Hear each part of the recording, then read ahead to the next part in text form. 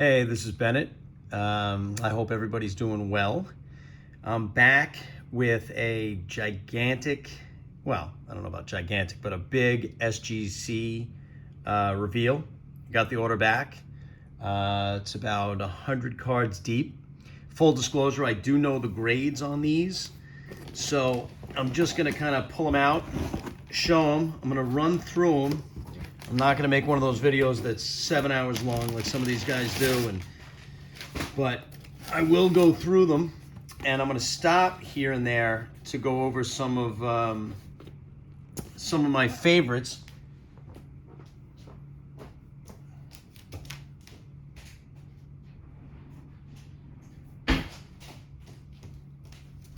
Sorry, I'm back. Forgot a box cutter. So what I'm going to do is I'm going to go through, well, let me just, I guess I can break down the bulk of these cards, almost all of them. Oh, it's tuxedo time, by the way, as you can see. The bulk of these cards came from my collection when I was a kid. Most of the vintage, and you'll see there's a lot of minor league cards. There's a lot of like really kind of weird stuff. Then there's some cards that came from a 75 set I have, and well, I was disappointed by some of these grades. I was happy with other ones, but like I said, I'm not going to go through every single one because it'll take forever. But I would like to go through a lot of these cards and take a look at them and see what we got, because I think it'll be kind of really cool to look at the kind of stuff that I collected when I was a teenager, you know, late 80s, early 90s, which unfortunately for me, I was born either a little bit too late or a little bit too early based on what what the market looks like now. It would have been great to have been collecting in the late 70s or the early aughts. So we're gonna get started. I'm gonna tear through these, like I said, pretty quickly, and then I'll stop here and there to talk about some of the ones that are a little more interesting or a little more sentimental. I have a PSA sub that's out that's about 150 cards deep, so that one is where all of my modern stuff is for the most part, and anything that's you know, any of my high-end vintage, for better or for worse, as cumbersome, I guess is the best way of putting it, as PSA has become, and as difficult as these grades are to get. PSA is still the gold standard for better or for worse. So, you know, as all of us know in this industry, that's what we got to do. Anyway, so, you know, it's a lot of stuff like this. You know, this is from high school. Let me adjust this a little bit so you can see a little bit better. You know, we're looking at like a 90 Jordan. It gets an 8. Here's another Jordan. This one's from 93 Stadium Club. This, I remember this card. This Ripken rookie. I pulled this out of a pack when I was about 10 years old. I was 10 in, I guess, in 85, but I walked into a hobby shop and I pulled this out of a pack, and I was so excited. I wasn't even a big Ripken fan or an Orioles fan, but this card was one of the cards to have back then. And I mean, this was packed fresh. You can see, it's funny, you can see how, you know, it's off center pretty badly from left to right. Other than that, the card's in really good shape. Looks like I got hair from whoever graded it inside the case, which is always interesting. We got a 7. I mean, it's not really worth anything, but you know, this card brings back a lot of memories, so it's cool to have. This Mantle 58 All-Star. Remember, this was another one I was really excited. I think this might have been my first Mantle, if I'm not mistaken. Got a 5.5. And like I said, I just collected some, you know, some vintage. So there's a Monty Irving, there's a Hoyt Wilhelm. Here's a Mays from 54. You know, it gets a 2.5. These were just kind of things I wanted to. There's a 55 K line. These are all going to be low grade. Anything that I had that was like, a potentially big card. There's a 52 Bowman Bobby Thompson. Anything that I had that was of any real value went to PSA. There's a 41 play ball Melot. I love 41 play ball cards, and this was a hard card to get, in 1990. They just as cheap as they may have been, they really weren't floating around. This one's a cool card. It's a 56 Feller. I got a 5. It's Juan Marichal. My dad was a big Marichal fan. Used to talk about Marichal all the time. He was an older guy. My father was, I should say. Marichal was as well toward the end of his career, but that's not what I meant. I got a 6. That's a 63. There's a 61 Maze. I mean, these are just cool cards, like I said. And see, here we go. This is a typical card. Like, I got this graded because it's Vince DiMaggio. It's a 41 play ball, and I just have a soft spot in my heart for these kind of guys, these kind of cards. So, I got this graded.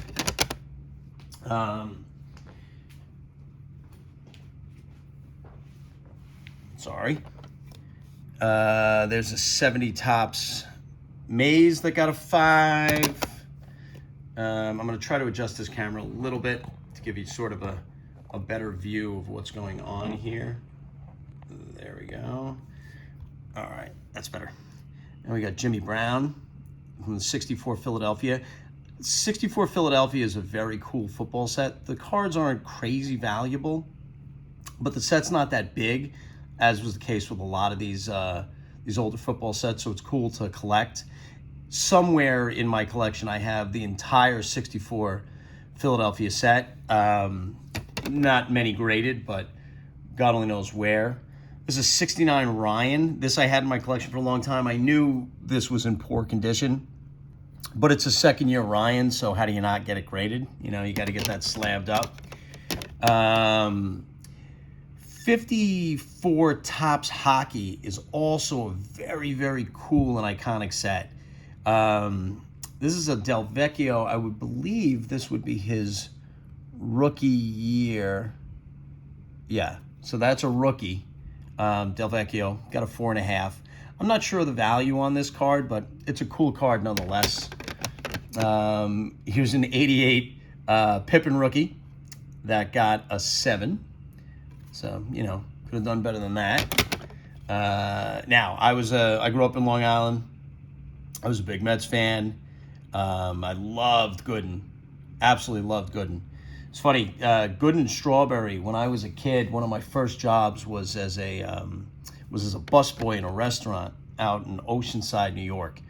And it was right on the water, and it was a hot spot for a pretty short period of time. And in particular, the summer that I worked there in 88 or 87, I can't remember. And I remember Strawberry and Gooden coming in there with like what seemed like 65 girls and bags of substances. The 80s were a different time. But Doc was, he was a beast. He was a beast. I can only imagine, he went on the Yankees, he pitched that no-hitter. You can only imagine what Doc could have done with his career had he kept himself, really in shape if it was today. But he was an animal, and I loved this card. This Fleer update was I just absolutely loved this card. It's cool. It got a 9. Pat Summerall, of course. It's 55 Bowman. Most people from my generation know Pat Summerall as a broadcaster, but apparently he was a pretty fierce end as well. So, who knows? Looks like a tough guy. 81 Gretzky got a 5. It's funny. I'm looking at this. This came right out of a pack. I remember. And it's pretty sharp. I mean, the corners look pretty good. The edges look good. The centering's not bad. It's funny. I sent his rookie. I have a couple of Topps rookies that are in with PSA. If this got a 5, I can only imagine what they're going to get. And then, it's funny. I sent these in, which came back. And they came back... they don't grade these, apparently, SGC. But this was another thing that was really big in the late 80s, were all these all these minor league cards, and you'll see a few more as we go along. And I was a big fan of these. I collected these sets. They really don't have a tremendous amount of value, but I always thought they were really cool. Anyway, SGC, for reference, in case anybody's interested, do not grade these. Excuse me. It says these are counterfeit, which they certainly are not. I don't know why they think anybody would have counterfeited these to begin with, but I got these in 1983. And I can assure you they weren't counterfeit, but that's not really a big deal. And then last in that box is a 67 K-line. I was always a big K-line fan, and I don't really know why growing up in New York, and especially, K-line was already retired by the time I really started watching baseball. I don't know, maybe my dad was a fan of K-lines. I can't really explain to you why. But anyway, there's my 67 K-line. You might see some more K-lines come up as we go. Like I said, I'm going to go through this pretty quick. But I think it's cool to go through and especially see the kind of stuff, because if you're like me, you kind of have two different, buckets of cards, right? You got the things you might grade. You have the things that have sentimental value that you want to protect. And then you have the things that are really valuable that you think will appreciate in value, or that you might be wanting to sell, or so on and so forth. So, these really fall into I just wanted to protect them. I've had them for, 30 plus years and 40 years in some cases. And I just wanted to make sure that they got into slabs, and, I can look at them safely with my kids, and, that kind of thing. So I gotta say, I like the way SGC packs their cards. They really do. They do a nice job of keeping everything sort of protected. Okay, so now here it is again. Let's see what they did with this one. Sorry, bear with me. Okay, here are two cards that they don't grade. Again, these are minor league issue. This one is super cool. This is Gary Carter from his Memphis Blues days. This card in good condition is actually a pretty valuable card. I might submit this to PSA, because apparently SGC does not grade this card. But they didn't charge me for it, so it's not a big deal. They sent it back to me. But as you can see, this card is in really, really good shape. And Gary Carter, again, being a Mets fan in the 80s, when the Mets got Carter, it's not that Gary was such a beast. I mean, he was for catchers in that day. But it was his personality, his attitude, what he did to bring that team together that made him so valuable, and how good he was with that pitching staff. And Gary Carter was always a favorite of mine. And it was really sad we lost him a few years ago now to cancer. But anyway, that's why that card. And here's another one. Is McGuire's Modesto A's card, which is a lot more common. But again, SGC does not grade this for some reason. So we'll put it aside. I probably won't sub that to PSA, but Okay, so this is one of my favorite baseball sets, along with 55 and 56. I love the 55 and 56 tops. I'm a huge fan. I'm a huge fan of most of the 50s sets, with the exception of really 59 I'm not a real big fan of 59 either. I know a lot of people are. I'm not. Anyway, I have a lot of 68s. This Clemente was not in particularly great shape, so I sent it in. It got a 4.5. I thought it might do a little bit better than that, but I wasn't really expecting that much.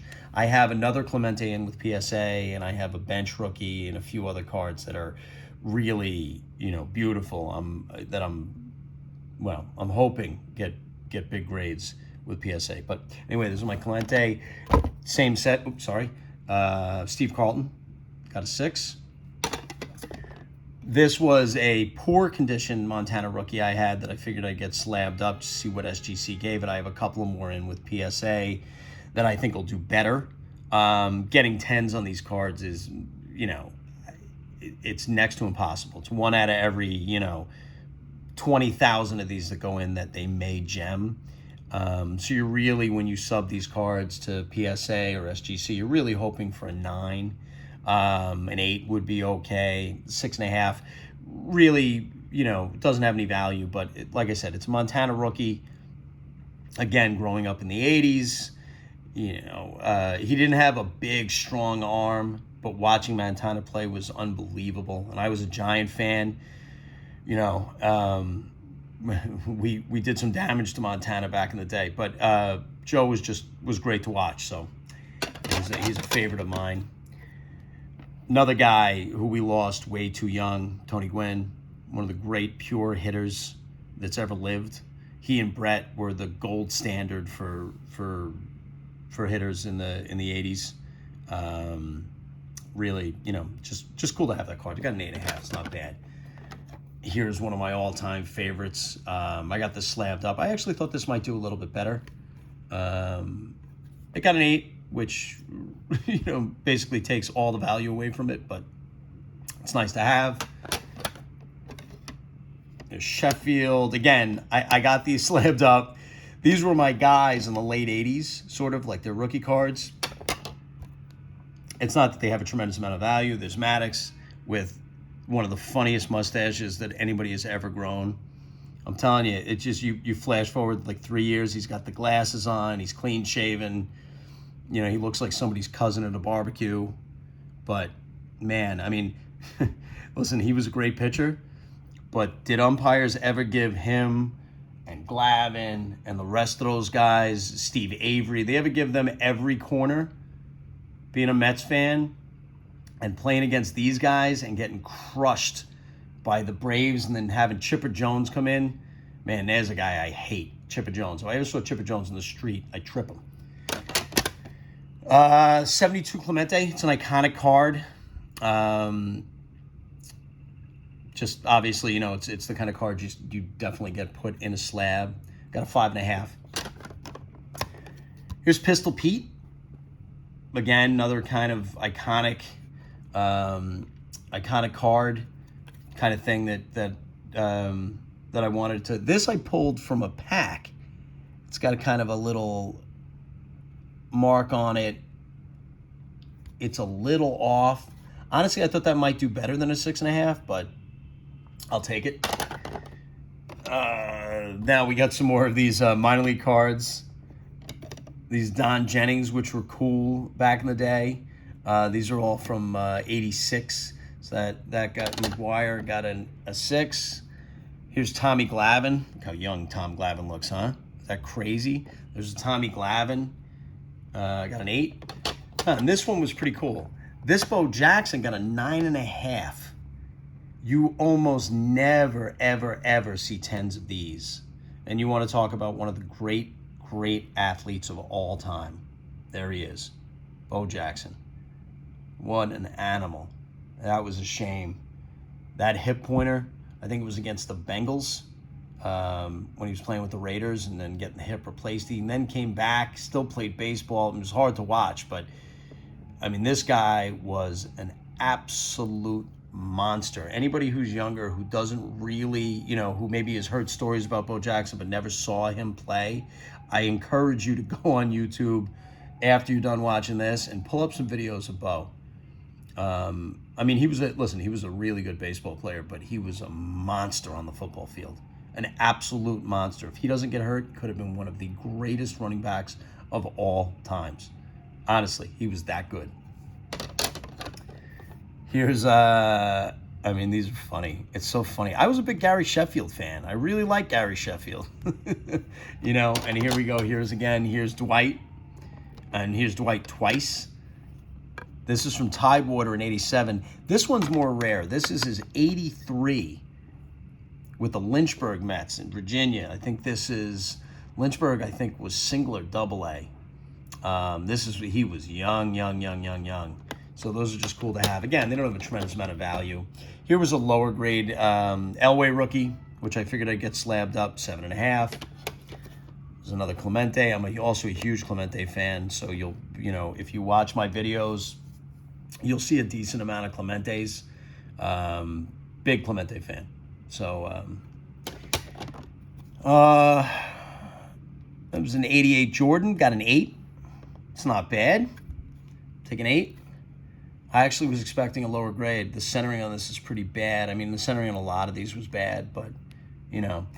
This card was super cool. Now, this is not the base from 60. 60 Topps I also like, but this was his all-star card. But this got an 8.5, this Maze, which this grade surprised me a little bit. I feel like that's a little generous, if I'm being honest. I mean, I'll take it. I'm happy to have it. Anytime you get a card from 60 Topps that you get 8.5, you know, SGC, a lot of it's about eye appeal for SGC, especially with the vintage. You know, I know PSA is sort of the way you need to go with the big high-end vintage. But, you know, with this mantle sale now, $12.5 million for an SGC holder, who knows? I mean, the grading standards for SGC with vintage just seem to make a lot more sense to me as they're defined by them. But that was cool to get back an 8.5. Here's a 40, I think it was 48. It's a 48 Bowman Enos Slaughter. This card, I don't know where this card came from. I was looking through a closet in my mother's house and came across it. I'm sure it was mine, but it was an 87 Elijah sticker. It's an iconic card, an 87 Donruss McGuire in a 7.5. And for some reason this is in plastic. And then this is Aikman's top traded, which got a 9.5, which is pretty cool. Now, again, as a Giant fan, I despise the Cowboys, especially these Cowboys in the 90s. And Harper and Michael Irvin. I hated these guys. These guys sucked. Emmitt Smith, just so you know, I'm sure I'll get arguments, and please comment below if you think I'm wrong. But Emmitt Smith, and I'm going to do a separate video on this, was possibly the most overrated football player of all time, maybe next to Brett Favre. But Smith is not even in my top 15 running backs, and I will do a video about that at some point. I've gotten into arguments about it. I've gotten into so many arguments that I keep a running list on my phone. So if anybody says to me, who do you put above Smith? I have the list of backs, and I have my reasoning. Well, my reasoning's in my head. That's not on my phone. But believe me, I can make a good argument that Emmitt Smith should not be in the top 15 of all running backs. Anyway, that's a whole other story. But I hated this guy's guts, but I like this card. All right, we are, believe it or not, we're halfway through. This was a big submission. Next up is some other totally random white box with tape on it. So let's cut that open and get to it. Let's see what we got. It is really cool to go through these, to look at them. Like I said, almost every card in here, with few exceptions, came from my childhood collection. So it's just funny, you know, in a time way before slabs, when the market for sports cards had gone in the toilet. Sad story to that end. It was 1989, and I had an opportunity to buy a really, really clean 1952 Topps Mickey Mantle for $4,000. Now, $4,000 for me in 1989 was an enormous amount of money. So don't get me wrong, it was a huge, huge amount of money. But this card was in great shape, and I knew it was going to have value, and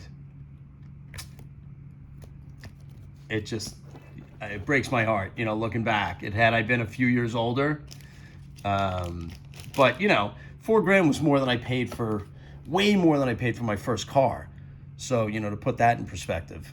Anyway, had I pulled the trigger, I could have sold that thing for a house. You know, I could have traded it for a house now. Anyway, here's an iconic card. I was disappointed by this grade. It's a little bit off, right to left.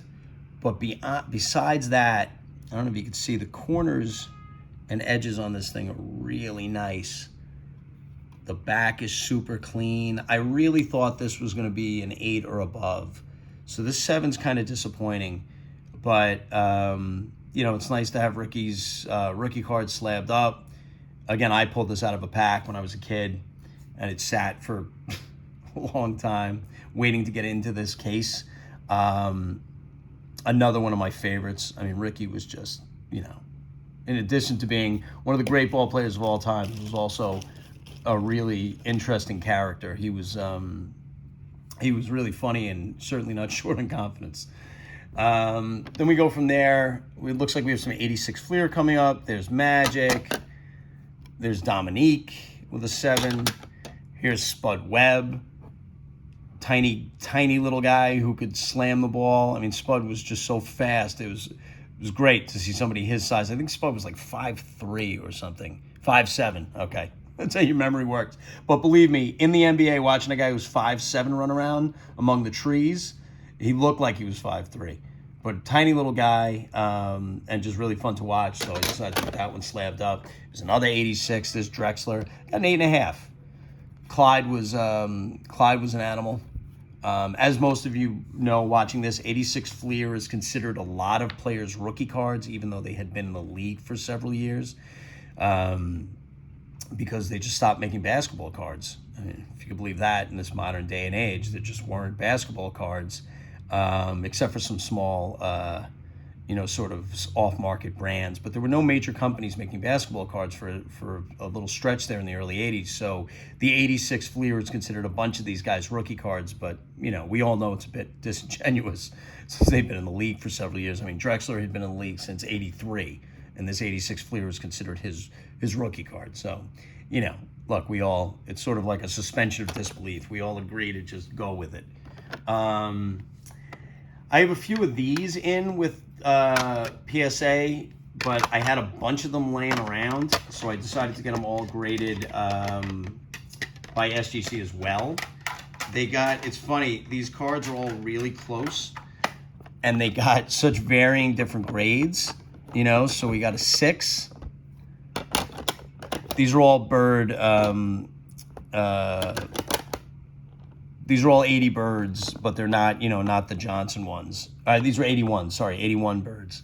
So these are second years, but not the individual ones. These are all the scoring leader ones, 6.5. Then we went up to an 8. We have another 8. And then finally we got a 9. So, look, a 9's great. If this card, this card's not super valuable, but any of these cards from this era, if this had somehow 10'd, which I was hoping it would, but you can see the centering's a little off. Everything else about this card is perfect. So I'm assuming this was a centering issue. There's no ink issues. The color's good. Everything else is good. So anyway, Andre Reed. Here's an 86 Elway. Here's a Jerry Rice rookie. Again, I have another one of these with PSA that I think has a much better shot at a grade, but this is a 7. This is my birth year, 75. So I was obsessed with the 75 top set. I have this set complete a couple of times over. This was one of the Bretts that I pulled out. An 8 for this card is not bad. Frankly, I was expecting a 7 or 7.5, so an 8's pretty cool. You guys out there know this guy as a coach, but there's Phil Jackson as a Nick in 72. That should be his rookie year. No, it's not his rookie. 68 was his rookie. It shows you how much I know about Phil Jackson's playing career. Anyway, there's Phil Jackson. Here's a 59, which I said I'm not a huge fan of this set. There's a Mays, low grade. Here's a 61 Maris. Again, this doesn't have a tremendous amount of value, but it's 61, and it's a Roger Maris. Guy hits 61 and 61. I feel like if you're a baseball card collector or a sports card collector, you must own a 61 Maris. It's just the way it is. This is also at 81 tops. I have a lot of 81 tops. This is the Iceman. This is George Gervin, who I loved George Gervin when I was a kid. I think as much because of his nickname as anything else. The Iceman was just a very cool nickname. You'll forgive the pun.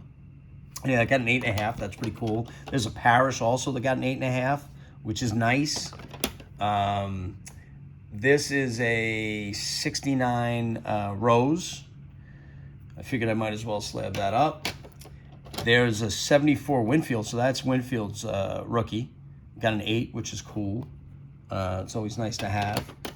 Oh, here's another Rice rookie, which I totally forgot was in there. Another low grade one, which is a 6. And then this card, here's an 81 Bird that got a 6, which I feel like definitely should have graded higher than that.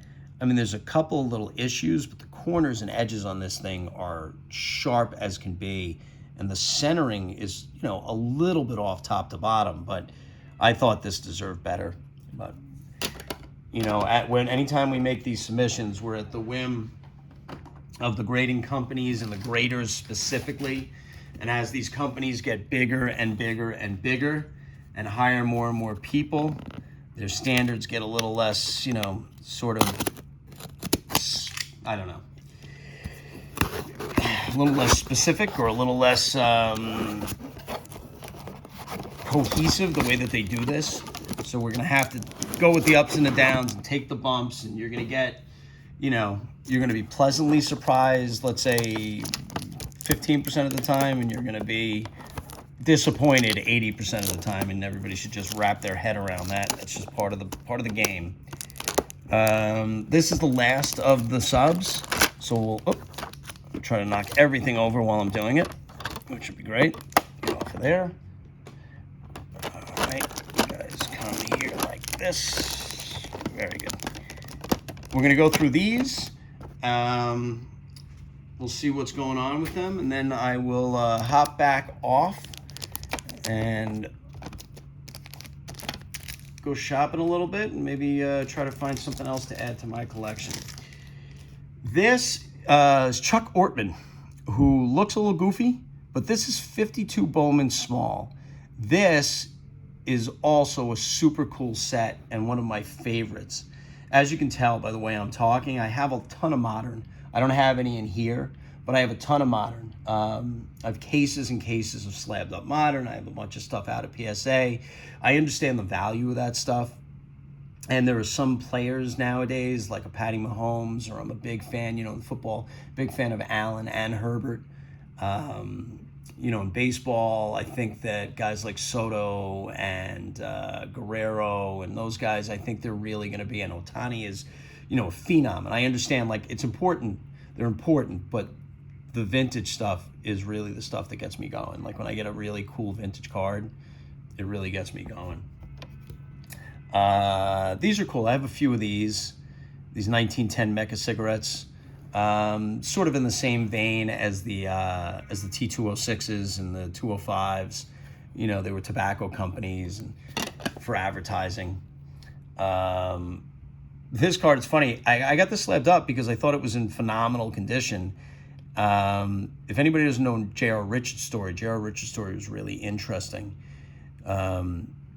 He was one of the few guys back in the day, back in the 70s, besides Ryan, who could throw 100 miles an hour, and he was an animal, an absolute animal for a couple of seasons, and then got I mean, you can see here, he struck out 303 batters, which is nuts, in 1978.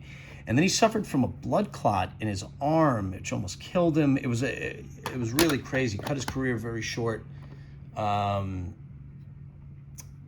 All right, so here's 1980 Topps. We all know the guy on the left. This design for hockey cards was so stupid in 1980. I hope with all my heart that, and there's another one coming up right next to it, and there's Gretzky in the middle. These scratch-off things, and, you know, these are unscratched. These were packed fresh. But it was just hysterical. I just hope that whomever came up with this idea at Topps got fired and never, ever, ever got another job where they had to present anything to the people. Now, here's another one of my favorite sets. Now, I have several 33 Goudeys, but this was one I found sort of in a stack of other stuff. Very, very low grade, but it's Bill Terry. It's a 33 Goudey. I figured to have it sleeved up. I really thought this was going to get a 1. Got a 1.5. I'll take it. Here again, here's Gretzky's card from 80 with the stupid thing on the bottom that's unscratched. You're supposed to be able to, the idea was that kids could guess who the player was without seeing their name, as if you couldn't turn the card over and look at it and see their name, or you didn't know who Wayne Gretzky was. I mean, I don't even understand. Like, I assume they were trying to get people to know the lesser known players because everybody knew who Gretzky is. Obviously, back then, everybody knew immediately. There's a Sandberg, an 83 top Sandberg, got a 7.5. There's an 80 with Peyton on it. This was their checklist that year. This is a 68 RBIs leader. Again, it's a relatively low grade, but I love the set, and it's got Aaron and Clemente on it. It's got Cepeda on it too. I'm not trying to, knock Orlando Cepeda, but Clemente and Aaron are just, on the same card. It's just something to see.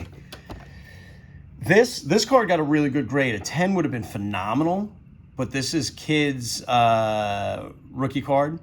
So this is his 1994 Upper Deck rookie, got a 9.5. These are really hard to grade. There's a little bit of foil on them. Sometimes the edges and the corners don't hold.